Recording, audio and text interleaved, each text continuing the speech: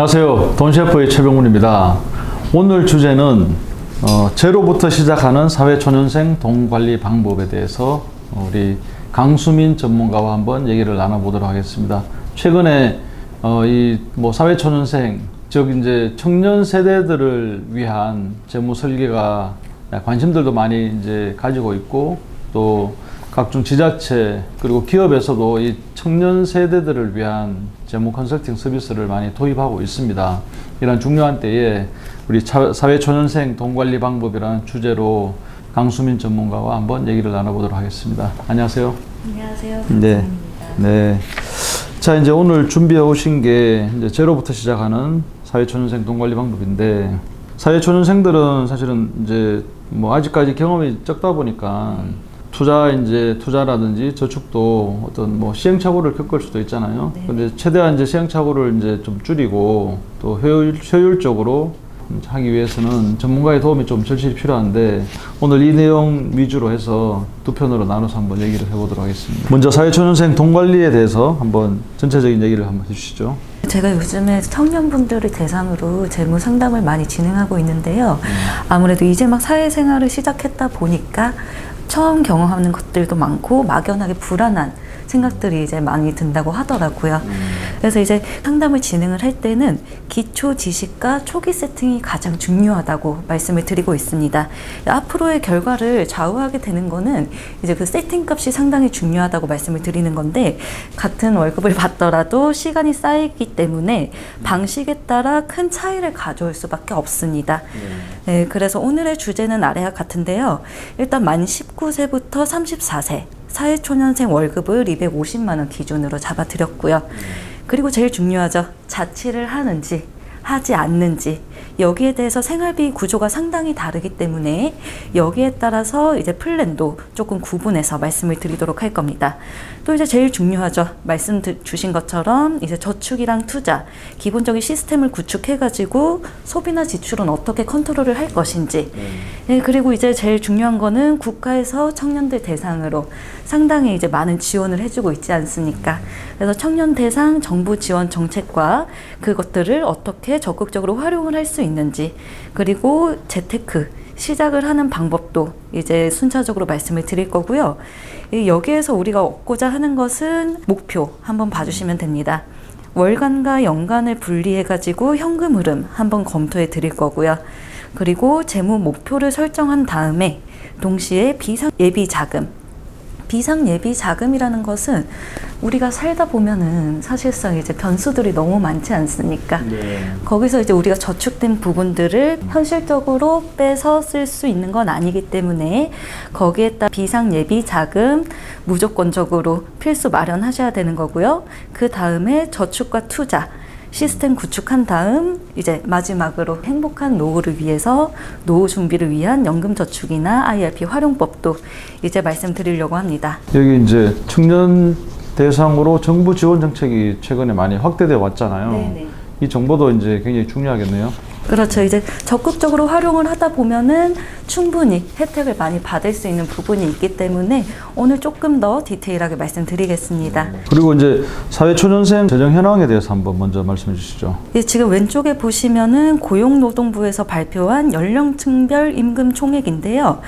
여기 빨간색 박스 안에 19세부터 34세까지 평균적으로 월 급여액을 산정을 하다 보면은 세후 250만 원을 받는다는 전제하에 오늘 내용을 소개해 드리려고 합니다. 여기서 아까 이제 처음 말씀드렸던 것처럼 제일 중요한 거는 혼자 사는지 자취의 여부라고 보시면 되는데, 자취를 하는 경우와 그렇지 않는 경우, 통상적으로 자취를 한다고 이제 생각을 했을 때 보수적으로 플랜을 짜야 되는 부분이 있어서 자취하는 경우로 이제 오늘 주제를 채택해가지고 설명드리겠습니다. 아무래도 자취하는 경우가 이제 독립한 경우잖아요. 부모님한테서 생활비랑 월 지출액이 많을 수밖에 없잖아요.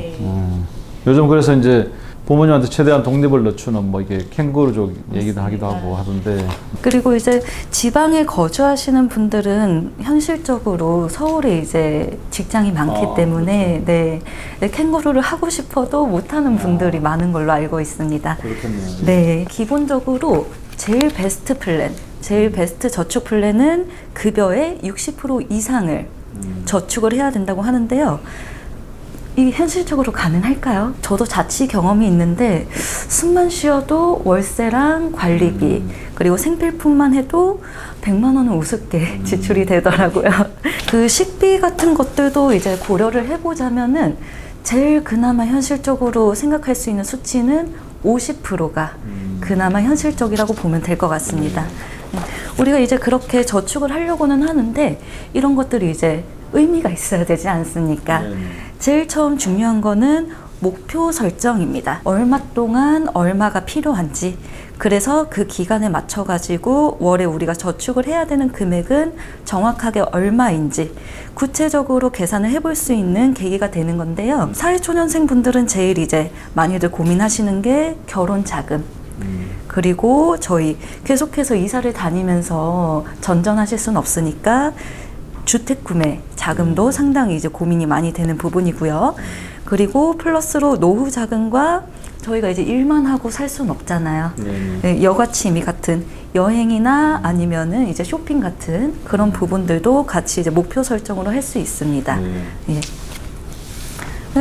목표는 사실상 개개인별로 워낙 다양하기 때문에 제가 요즘 유행하는 거 있잖아요. 5년 만에 1억 모으기. 1억 모으기가 상당히 유행하고 있는데요. 그 예시로 1억을 목표 금액으로 잡아가지고 월급 250만 원 받는다는 전제하에 저축 비율 50%를 계산해가지고 125만 원을 이제 저축한다고 제가 예시로 가져왔습니다. 이렇게 되다 보면은 125만 원씩 80개월을 모아야 원금 1억이 됩니다. 이렇게 계산한다면은 총 6년 8개월이 소요된다고 합니다. 여기서 이제 시간을 조금 단축시키기 위해서는 원금 플러스 수익률이나 그리고 정부 지원금 같은 것들을 적극적으로 활용을 할 수가 있는 거죠. 그래서 이제 목표를 설정하고 현금 흐름 파악부터 이제 시작을 한 거네요. 제가 이제 그 월급 250만 원을 기준으로 125만 원을 저축한다고 이제 가정을 했는데요. 우리가 진짜 125만 원을 저축할 수 있는지 그게 관건이 또 될 수 있잖아요. 그래서 현금 흐름은 월간과 연간으로 이제 파악을 할 수가 있습니다. 월간 같은 경우는 저희가 한 달에 월급을 받으면은 얼마를 쓰는지 이렇게 파악을 하는 거고, 연간 같은 경우는 명절도 있고요. 그리고 생일이라는 그 이벤트도 있고요. 그리고 여행이나 취미 활동 같은 경우는 연간 비정기 지출이라고 파악을 합니다. 이것들을 이제 한 번씩 꼼꼼히 따져본다면은 내가 한 달에 125만 원을 현실적으로 저축을 할 수 있을지 없을지 이제 판가름이 될 것이고요. 그리고 그 현실과 타협을 해가지고 그러면은 저축을 조금 조율을 할 것인지, 아니면은 소비 컨트롤이 어렵다 한다면은 소비를 조금 더 이제 타이트하게 관리를 할 것인지 타협을 할 수가 있는 것입니다. 그래서 그 제가 아까 처음 말씀드렸던 것처럼 그 사회초년생 분들은 남아있는 시간이 상당히 길기 때문에 기본 세팅이 상당히 중요하다고 말씀드렸는데요. 아까 이제 자취하는 경우를 기준으로 했을 때 125만 원을 그럼 어떻게 저축을 할 것인지 그게 관건이지 않겠습니까?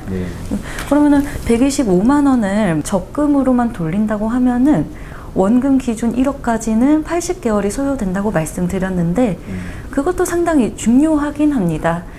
다만 이제 시간을 조금 더 단축할 수 있는 방법들이 상당히 많을 거잖아요. 그래서 여기에 대한 효율적인 방법들을 조금 이제 안내 드리려고 합니다. 저희 청년분들은 상당히 정부에서 지원을 많이 해주고 있기 때문에 지금 세대 분들은 너무 활용할 수 있는 방안들이 많다고 말씀드리거든요. 청년 주택 드림 청약 통장입니다. 저희 그 주택 청약 통장 해보신 적 있지 않나요? 네, 그렇죠. 네.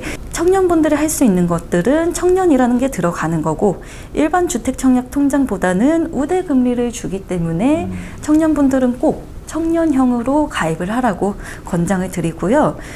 이것들은 어떻게 쓰는지 조금 의아해 하지만 남들이 좋다고 하니까 그냥 막연하게 하는 분들이 많이 계신 걸로 알고 있거든요.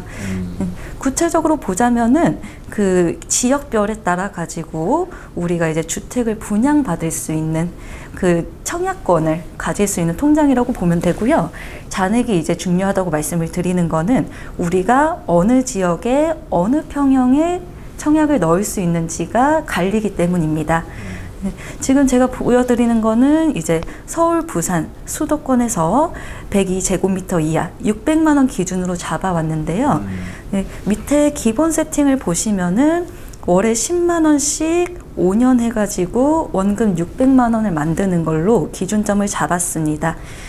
주택 청약 알고 계시겠지만 이제는 월 인정 금액이 상향돼가지고 25만 원까지 가능하잖아요. 네.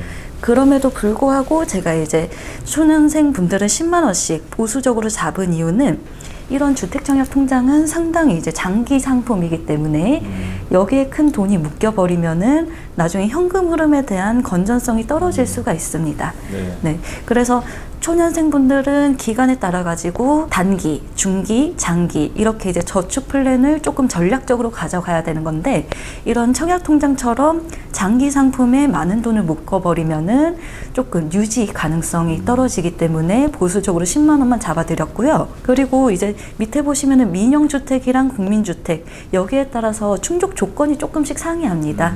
그래서 민영주택 600만 원을 충분히 채웠다면은 그 다음부터는 국민주택까지 폭을 넓히기 위해서 최저 인증 금액인 2만 원씩 저축액을 변경해가지고 초점을 맞추는 걸로 수정을 하시면 되는 겁니다. 지금 정부에서 혜택을 주는 청년 나이가 어떻게 됩니까? 지금 19세부터 39세까지로 알고 있습니다. 네네.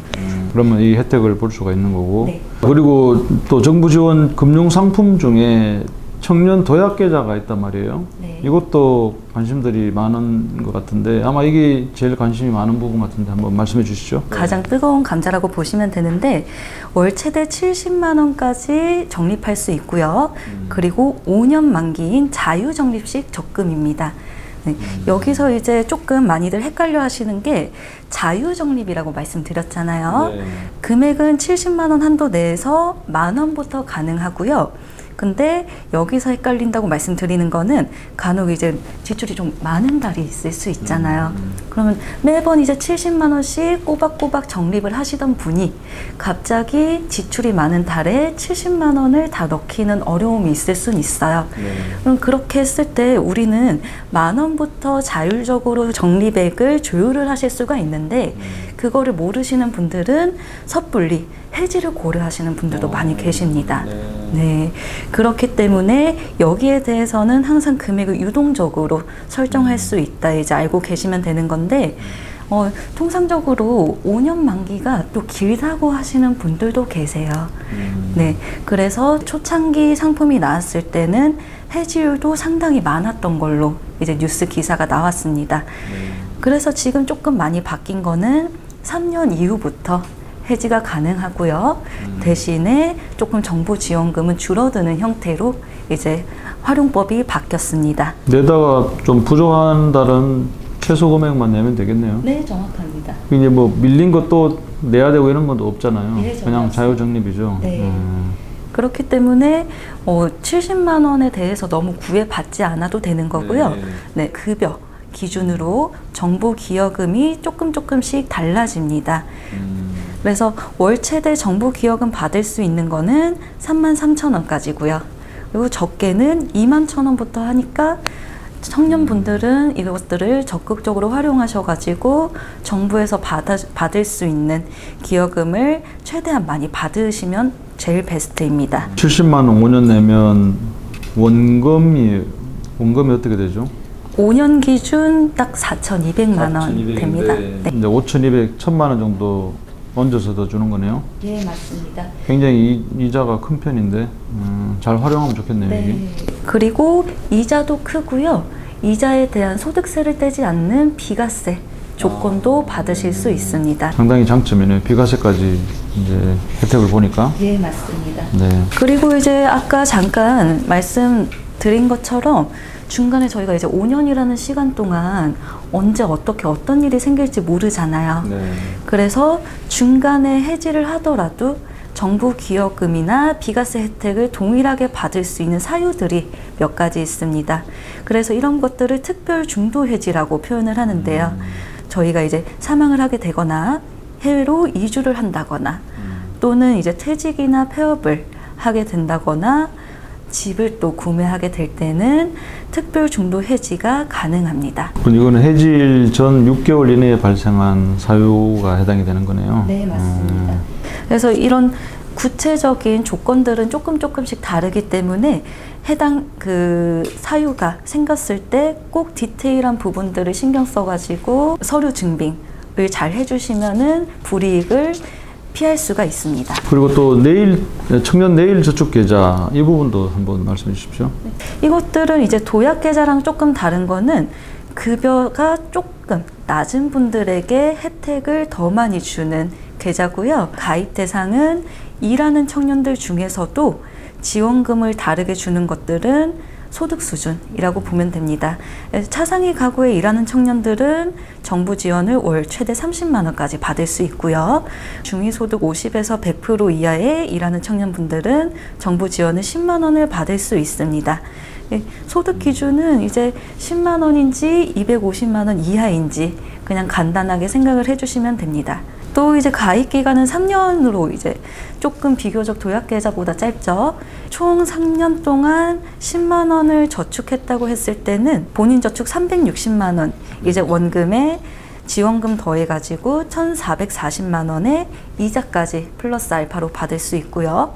그리고 일반적으로는 360만 원 원금에 지원금까지 해가지고 720만 원의 플러스 알파 이자까지 받을 수 있습니다. 자, 여기까지 사회초년생의 돈관리 방법, 제로부터 시작하는 사회초년생 돈관리 방법에 대해서 알아봤습니다. 먼저 일부로 재무목표 설정부터 이제 어떻게 정부 지원 금융상품을 활용하는지 얘기를 나눠봤고요. 또 이어질 2부에서는 저축과 투자 전략, 그다음 또 비과세 상품 가입하는 그런 방법들에 대해서 한번 또 얘기를 나눠보도록 하겠습니다. 수고해주신 강수민 전문가님, 감사합니다.